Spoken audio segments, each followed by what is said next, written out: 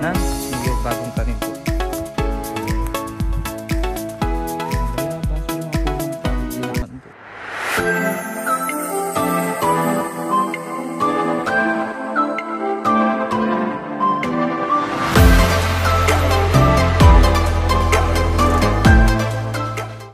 So hello guys, panibagong property po itong ating pupuntahan. Samahan niyo po kami. Dito lang ito sa Tagkawayan, Quezon.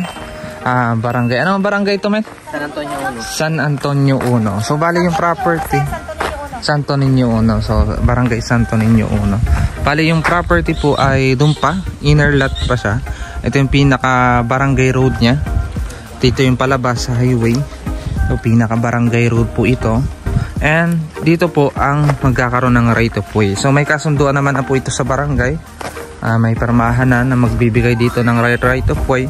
Pero ang sabi nung nagpadaan dito, magpapadaan dito ay at least wag lang daw sementohin pa. Kumbaga yung matambakan lang, magawan lang daan-daan, malinis lang, okay na yun sa kanila. Sa bali doon pa yung property na binebenta. Tingnan natin kung gaano siya kalayo simula dun sa barangay road hanggang dito. So maisa mo yung pagdadaanan po. Basta dito daw po simula dyan sa barangay road, dito po magbibigay ng daan. Ang sukat po ng property ito ay 2 hektarya, 20,300 plus. Yan, so bali 2 hektarya nga po. Then sa titulo po, titulado ito T-City Clowa. So buhay ang nakapangalan, single lamang po, isa lang ang pipirma. Si mismong seller po, buhay. Updated naman po ang amilyar nito. Nitong March lang binayaran po ang amilyar. Yan.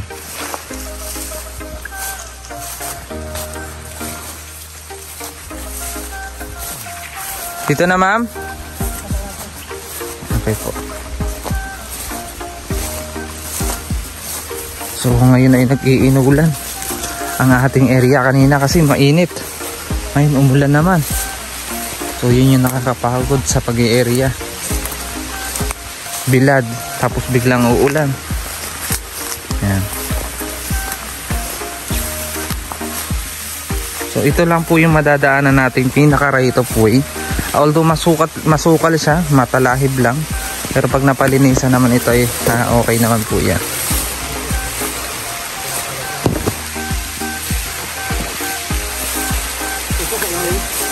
Alin na po ang simula ng parap? Alin po? Unahan po. Sige po. Harap na po. So dito na po yung simula ng kanyang property. Itong puno ng duhat na ito. So yan. Masukal lang po talaga ngayon. Talahib. Hindi na naano ng owner. So kagandahan dito sa property, kaya ito po, kumbaga kung mapupuntahan nyo, mabibisita nyo, personal yung makikita, ay magagandahan kayo. So ito kasi mapapansin ay matalahib, madumi, pero yan pag napalinis po, na-clear niya, kitang kita niya ang overlooking na ayan po sa gilid. Yan po, kaya pwede itong camping vacation. Ayan po ang overlooking niya. Ayan, puro kabundukan po yan. Kita-kita niya, gandang-ganda. Kaya magandang maging bakasyonan. Ito namang area ay pantayan naman. Hindi naman siya yung ano dyan, may mababa dyan bahagi. Ito, kabilaan dito. So kapag nalinis mo niyo po ito, gagawin yung taniman, meron kanyang kubo. Ayan, tahimik at tahimik ang inyong lugar. Tapos yung overlooking nyo, ganda. Sa produkto po ay may tanim na dito ang owner. Nagtanim na rin po sila ng mga niyog po. Bago-bago pa lamang po. Ayan po, yung maliliit na puno. Ayan po ang tanim niya. So malapit lang ito, 100 meters from Barangay Road.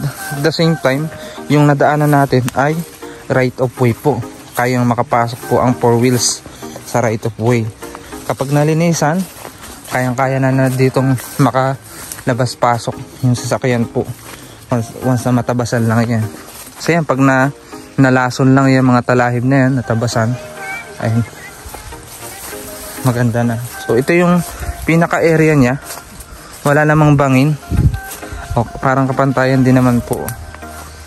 Yan, dito tayo sa gitna ng property.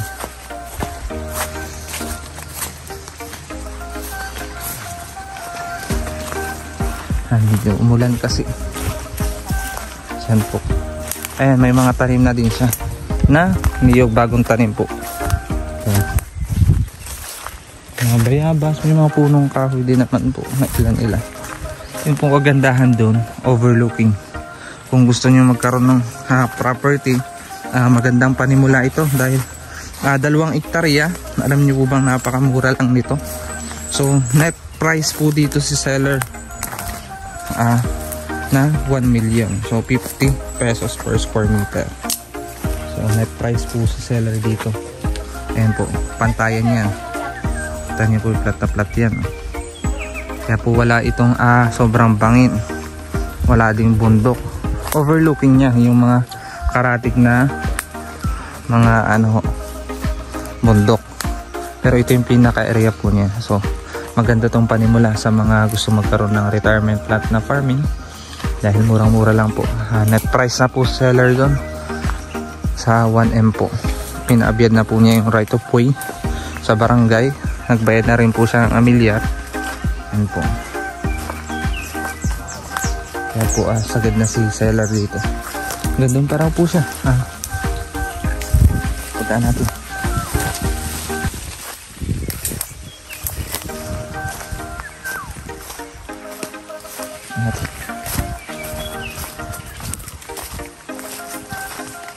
Ayan po, may mga tanim na din siya.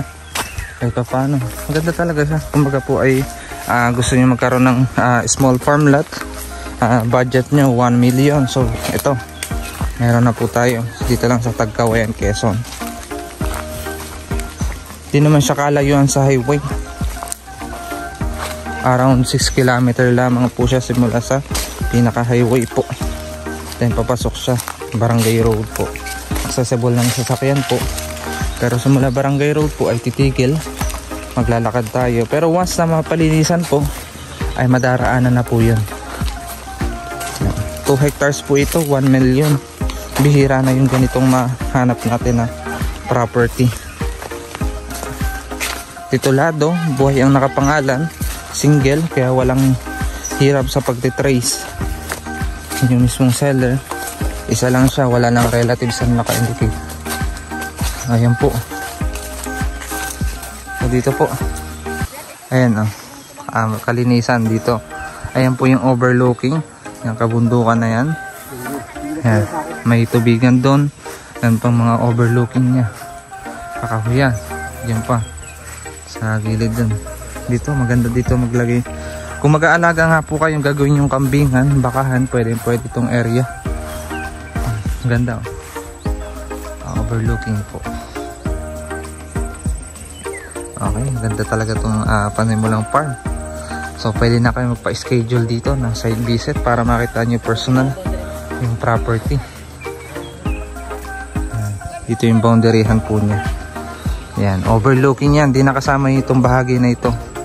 Yan, so yun, maganda pala talaga dito mag-alaga ng kambingan, manukan na native. Yan po. Maganda, may mga tanim naman na siya, pwede na siyang dagdagan pa ng pananim. Kagandahan ay walang magagalit na kapitbahay kung may alaga kayo dito. Kung gagawin bakasyonan ay maganda rin siya. Yan, magkakaroon na dito, mag deep well na lang kayo dito kasi pawari ko na maganda ang tubig dito kasi ayan po, may tubigan doon. Kita na dito mag deep well.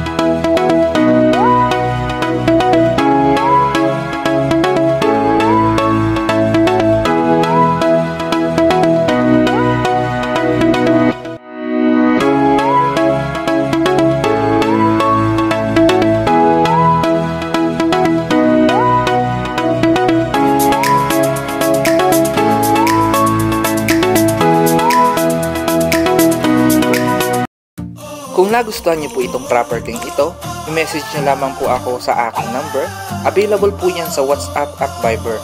O kaya naman sa aking Facebook account, Peter Porebecacion-Ulayaw.